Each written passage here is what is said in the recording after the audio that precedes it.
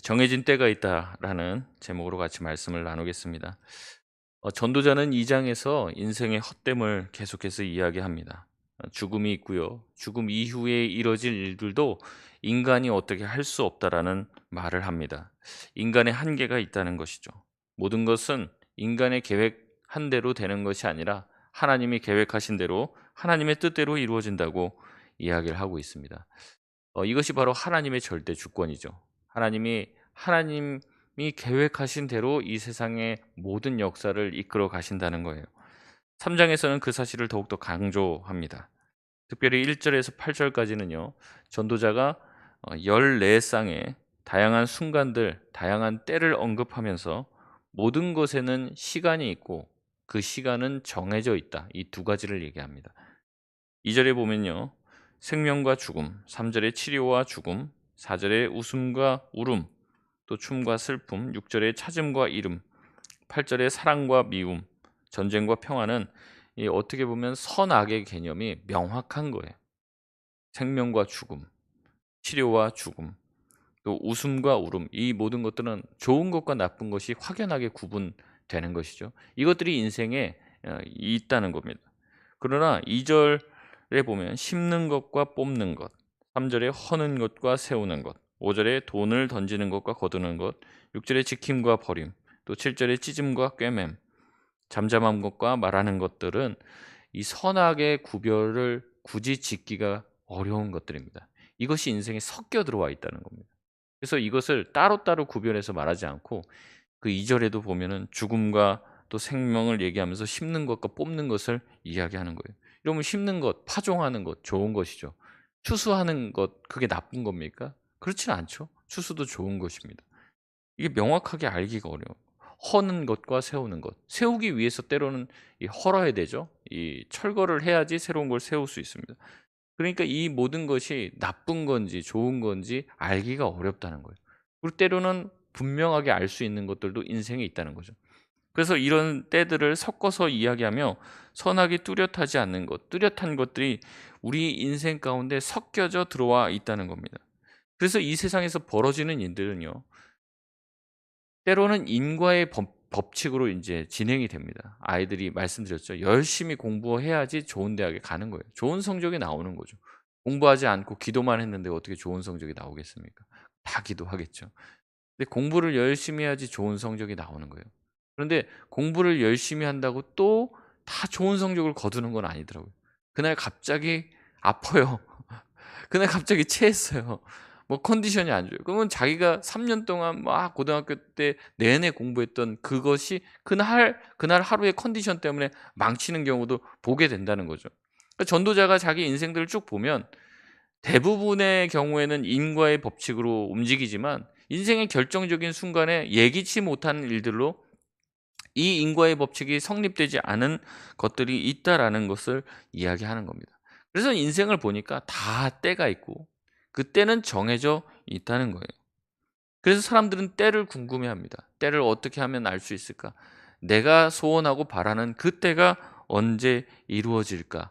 그래서 그 때를 알고 싶어서 예, 교회 다니시는 분들도 가끔 점을 치시더라고요.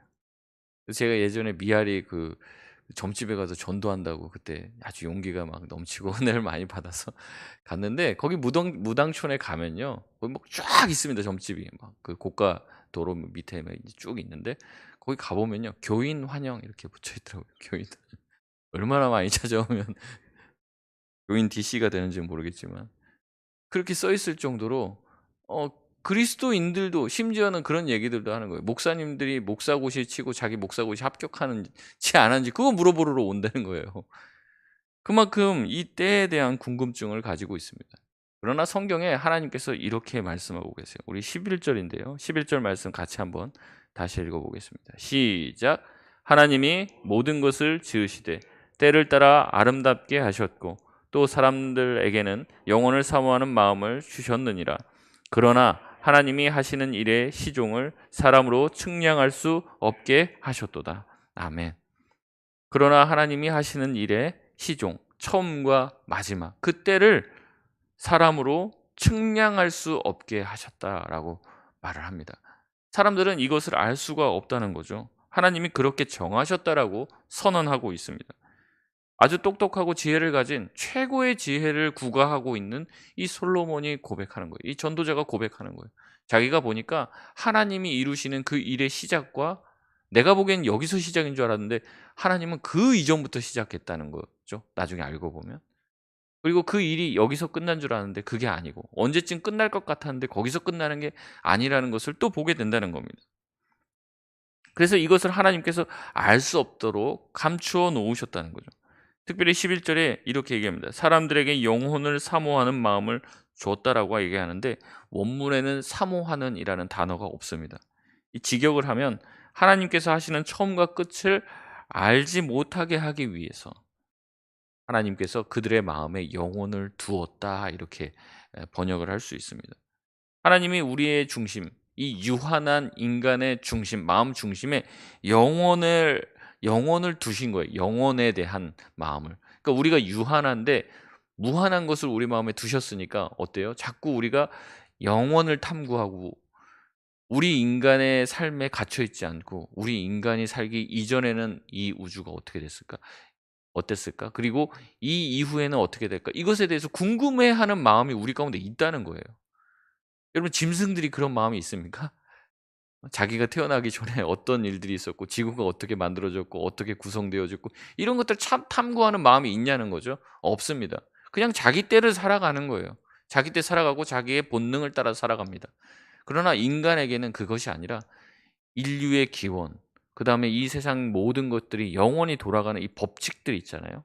만유의 인력의 법칙이라든지 지구가 자전하고 공전하고 태양이 떠오르고 지고 하는 모든 원리에 대해서 이 영원한 원리에 대해서 알고 싶어 하는 마음을 하나님이 그 안에 두셨기 때문에 인간은 그것을 계속 탐구하고자 하는 마음이 있는 거예요. 근데 인간의 삶은 실제로 무한한 것을 원하지만 실제 자기의 어떤 삶은 어때요? 유한하잖아요. 한계가 있잖아요. 그러니까 거기에서 오는 괴리감이 있다는 거예요. 자기 자신의 삶은 유한한데 내가 바라고 내가 소망하고 내가 어떻게 보면 알고 싶어 하는 것은 영혼에 대해서 알고 싶다는 거예요. 그 마음이 인간 가운데 있다고 전도자는 고백을 하는 겁니다. 그래서 그 부분을 번역할 때 영혼을 사모하는 마음을 주셨다. 이렇게 이제 좀 의역을 하는 거예요. 공동 번역은 이 부분을 이렇게 번역합니다. 그러나 하나님께서 사람에게 역사의 수수께끼를 풀고 싶은 마음을 주셨지만 하나님께서 어떻게 일을 시작하여 어떻게 일을 끝내실지 아는 사람은 하나도 없다는 것을 내가 깨달았다. 우리 인간의 마음에 영혼을 주셨다는 게 어떻게 번역을 하냐면 역사의 수수께끼를 풀고 싶은 마음 이렇게 번역을 한 거예요. 공동 번역은. 우리 마음에 영혼을 알고 싶어하는 마음을 주시고 영혼을 탐구하고 세상의 이치, 우주의 이치를 알고 싶어하는 마음을 주셨지만 우리 인간은 유한하고 우리의 지식은 한계가 있고 우리가 감각하고 깨달을 수 있는 것은 제한되어 있기 때문에 결국에 그 영혼을 깨닫는다는 것은 불가능하다는 거죠. 그래서 우리는 초자연적인 존재를 통해서 때를 알고 싶어하는 겁니다. 점을 치는 게 결국에 그런 것이죠. 어떤 귀신의 힘이나 어떤 다른 힘을 빌려서 내 미래에 될 일에 대해서 알고 싶어 하는 마음을 가지는 거예요. 근데 마치 이런 마음으로 우리가 기도할 때도 있다는 거죠. 하나님, 내 고난이 언제쯤 끝나겠습니까? 나는 언제쯤 성공합니까? 나는 언제쯤 잘 풀립니까? 이 때에 대해서 묻는다는 거예요. 그러나 전도자는 얘기합니다. 그 때는 하나님의 영역에 감춰져 있다라고 얘기하는 겁니다. 예수님에게도 제자들이 묻죠. 도대체 이 일들이 예수님이 세상 끝날에 대해서 예언을 쭉 하시죠. 이런 일이 벌어질 것이다. 제자들이 묻습니다. 도대체 이 일이 언제 일어나겠습니까? 예수님 뭐라고 말씀하세요? 이것은 아버지의 영역이라는 거죠. 너희가 알 생각하지 말아라. 그거는 오직 아버지의 영역이다. 예수님이 하나님과 어때요? 삼위일체시잖아요. 그리고 예수님 자체도 하나님이시잖아요. 근데 예수님, 그 성자 예수님, 성자 하나님이신 예수님도 그 영역에 대해서 본인이 알 수 있지만 알지 않기로 하셨다. 그거는 성자 예수님의 영역이 아니라 성부 하나님의 영역이기 때문에 내가 그것을 알지 않기로 하겠다라고 예수님이 그렇게 말씀을 하시는 거예요. 알 능력이 없는 게 아니라. 그만큼 그 영역이 구분되어 있다라는 이야기를 하는 겁니다. 그래서 전도자는 12절에 우리는 영혼을 바라고 영혼을 탐구하는 일을 포기하고 사는 날 동안 기뻐하고 선을 행하는 것으로 만족하는 것이 지혜로운 것이다라고 이야기하는 거예요. 사람이 사는 날 동안에 기뻐하며 선을 행하는 것보다 더 나은 것이 없는 줄을 내가 알았고. 그러니까 인간이 한계가 있다는 거죠.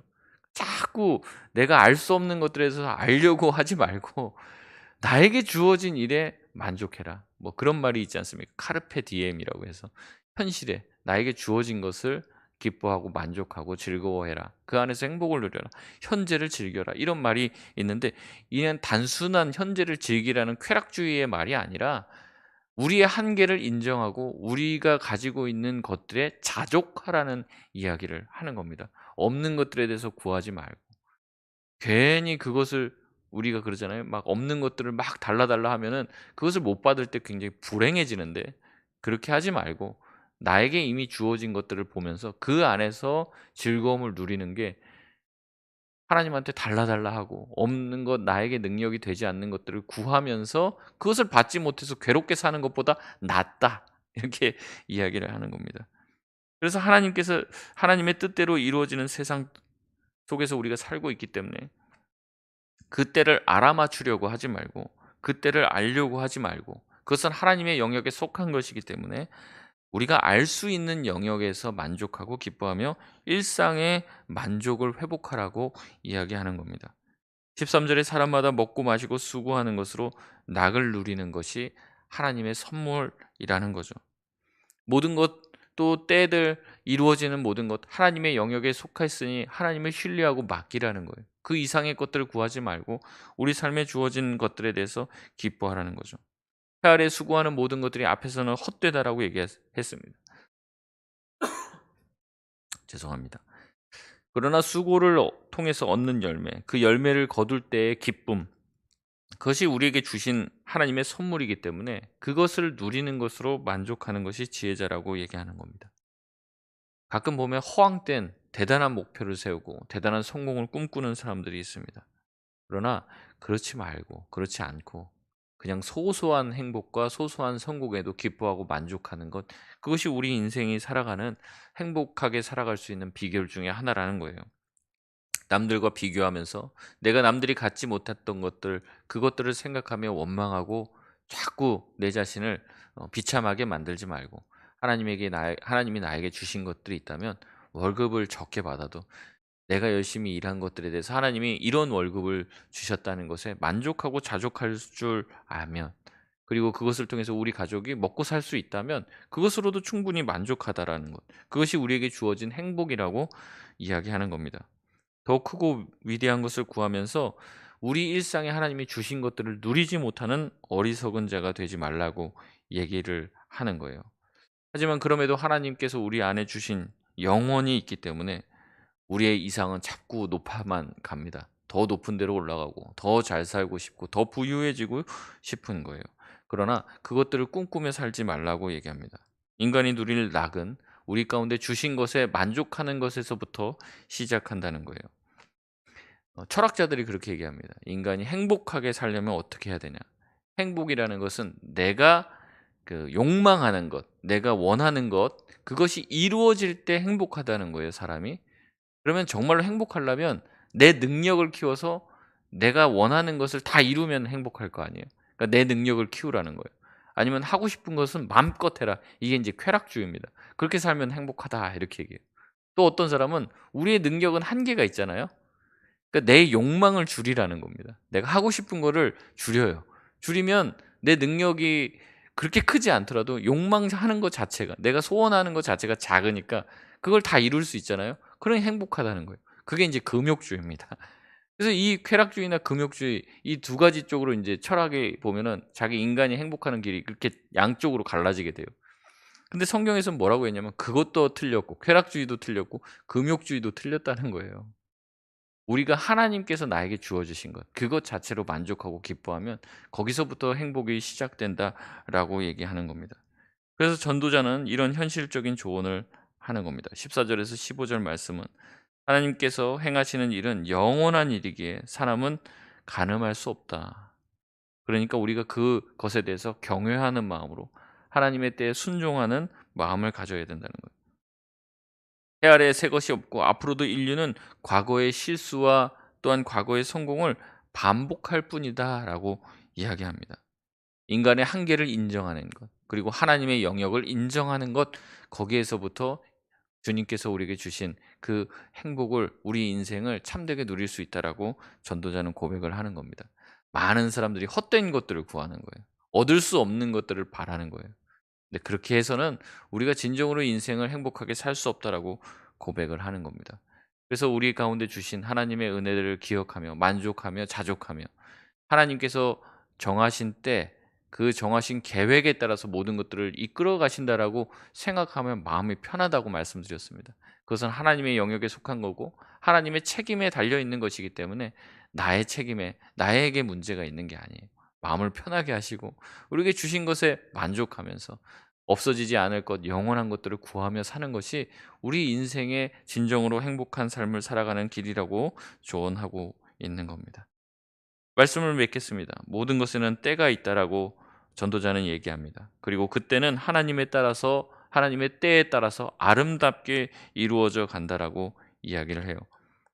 하나님이 하시는 일의 처음과 끝을 우리는 알 수 없죠. 그러나 하나님께서 모든 것을 선하고 아름답게 이루어 가실 것이라는 것을 우리가 믿는다면 우리에게 주어진 그 일에 감사할 수 있는 거예요. 왜냐하면 그것이 하나님의 뜻에 따라서 나에게 주어진 것이기 때문에 그런 것이죠.